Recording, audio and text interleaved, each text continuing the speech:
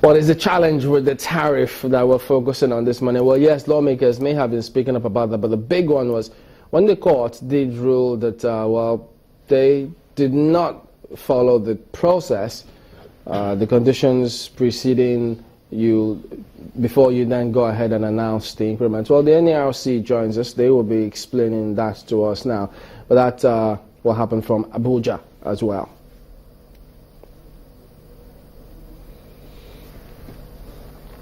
Well, thank you guys. Right here in the studio here, we have with us Abdulkadir Shettima, who is the Deputy General Manager and Head Tariff and Rates at the Nigeria Electricity Regulatory Commission. You're welcome to Sunrise Daily. Thank you very much, Mope, and good morning, viewers. Yeah, we do know that NERC has, appealed the judgment, but what was their initial reaction when they were told that, the steps that they had taken were not complete and that the increment was illegal?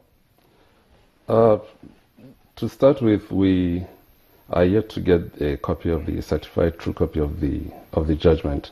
It's what we read in the newspapers. Our lawyers are trying to get the judgment, the full details of the judgment. So I don't think it's correct to say that the judge said we didn't follow process and all of that. What I read in the papers, for instance, in the newspaper that I read, that assertion was not made. The issue was that we went ahead and increased the tariff despite the restraining order, and so it was there was a directive to maintain status quo. So that was what we read. But in terms of following processes, we believed we followed all the processes required in the law. Okay, well, how, first of all, do you respond to those who said, say you violated a court order because there was a restraining order? Do you think that you did? No, we don't think we did.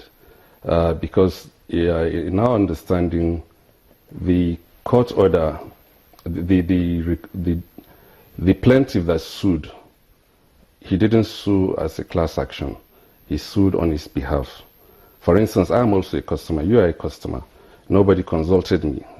I personally feel that action by the plaintiff is going to set the industry back, is going to put problems or delay my getting electricity. Well, you work at NERC, you should feel that way. No, as a customer. All of us are customers. We don't like putting generators on with the noise, the costs involved and all of that, and many other people too. I think it's lack of understanding the policy behind this privatization, the reform, the growth of the electricity industry. So anybody that understands would not. Because if you look at some of the reactions. Let me answer your question. I've not landed in the question. By all means. So the point is that we believed the person sued in his own capacity, and his tariff was not increased. The tariff of that customer, that plaintiff that went to court, Toluwani, was not increased. So we don't believe that we flouted the injunction. Well, I think that, eventually the appeal court would decide that. But if you look at some of the reactions that have come up as a result of that, first of all, you had the National Assembly trying to wade in even before the court judgment came out in terms of what has been happening in the electricity sector. But you look at the statement of the NLC, the Nigeria Labour Congress, after that judgment was ruled out, saying that it was a victory or it was a courageous statement, a courageous decision. Do you think that the NERC and DISCOs and everybody involved in the electricity sector are really carrying their customers along, as it were? One thing I would say is that over the years, it's possible, or it appears there hasn't been enough communicating the policy behind the entire reform itself. What we're doing is nothing new. Other countries that have 24/7 electricity at affordable rates went through what we're going through. And those companies had the same problems of electric supply that we're going through. But they got over it by following the reform. Maybe if there has been enough communication of that. In the early days, prices would go up. It will be expensive, just as it happened in telecoms. So I think all those that are against the reform or some aspects of the reform or the need to increase prices and all of that, it's lack of understanding the benefits of the reform. Because what we're doing, we're all on the same page. We want electricity, we want reliable electricity at affordable rates. And the prices are going up. Even this recent tariff that was approved, if you look at it, it's a 5-year, it's a 10-year tariff. And the tariffs will start going up from year 3 in some discos and year 4 in most discos. So the prices would eventually go down. Well, Mr. Shettima, I believe that my colleagues in Lagos would like to put some questions through. Yeah, because, I mean, when you speak about or make that comparison with the telecom sector, there are many who will immediately jump in and say, whoa, not exactly sure it's the same thing. Because first and foremost, it's not estimated billing system you have with the telecoms, because it's either it's prepaid or postpaid, but you pay for the services you consume. But it's not the case with electricity, is it? Yeah, it's not the case because the electricity it's a unique product. It's one product that you can't store. Yeah, once it's produced, it must be consumed, and there are several differences with other products. But the key thing is that the issue of paying for what you consume happens when you have metering. We're in an industry where on privatization, more than half of the country or customers are not metered. But even the recent tariff increase took care of that. There has been a clause in the tariff increase that within 1 year, all customers must be metered. So that's a target on the distribution companies. In fact, it's a target that the discos are not happy with because during the privatization agreement, a performance agreement provided targets on metering, and it's a 5-year target. But because of complaints of customers, we decided to make it a 1-year target. And after that 1 year, if a disco does not meter a customer, we'll come up with, for instance, capping the level of bills. So if the disco feels the cap is too small or it's losing money, then it has a bigger incentive to go ahead and meter those customers. So we've actually taken care of most of these issues in the recent tariff. That would seem to be more on paper for some people. I mean, they don't see that actually happening. How do you, I mean, still speaking with some people only recently, even here in Abuja, they tell you that they went to buy their meters. I don't know if they went through the CAPME, the CAPME program that, the NERC allows discos to practice. But for a lot of people, that is still something that exists on paper with the NERC. How are you able to monitor that? Well, there are two things. One, the first thing I mentioned was that they have a 1-year target to meter all the customers in the tariff order. Expiring when? Expiring 12 months after the tariff came in February, so February next year. February next year is the target date for discos to meter their customers? Yeah, to complete the metering as per the tariff order.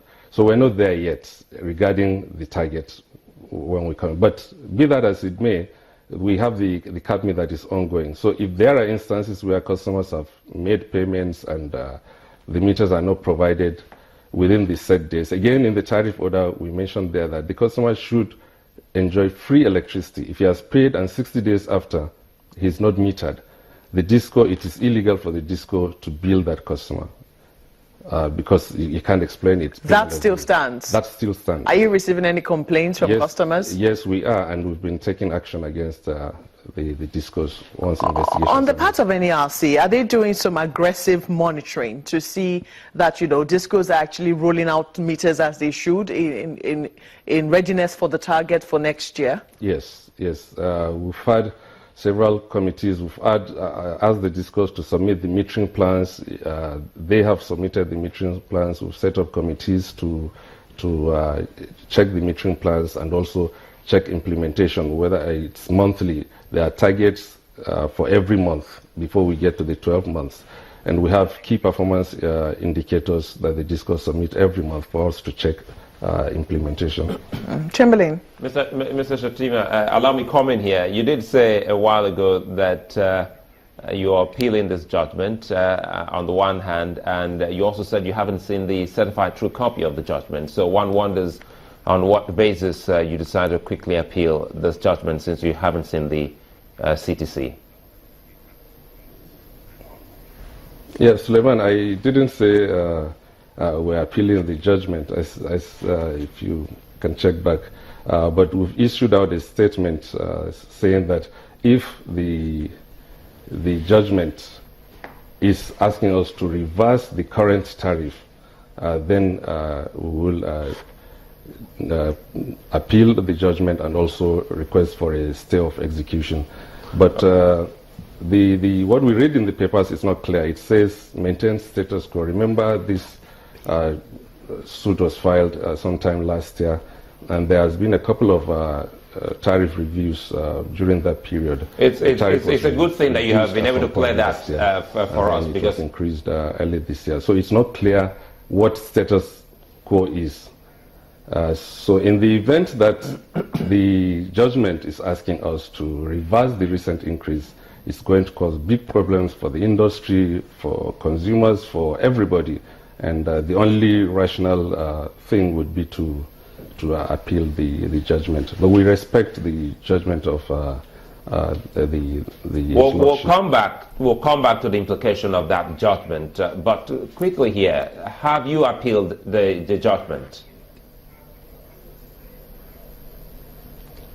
I am not in a position to say that, because there was a press statement issued on Friday, and on that press statement said we will appeal if the judgment requires a reversal of the current tariff.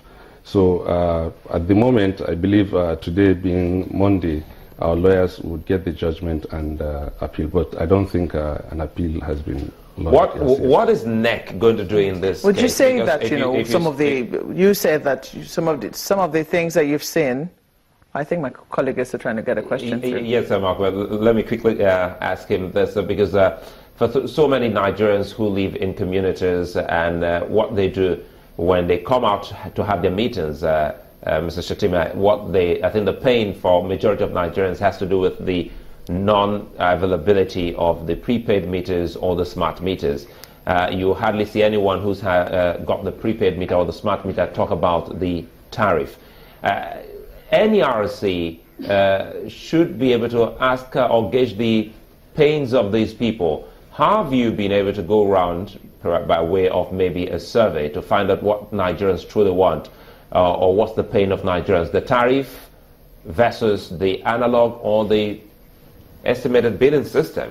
Perhaps I think we'll come back just immediately after this. Let's take a moment. We'll return.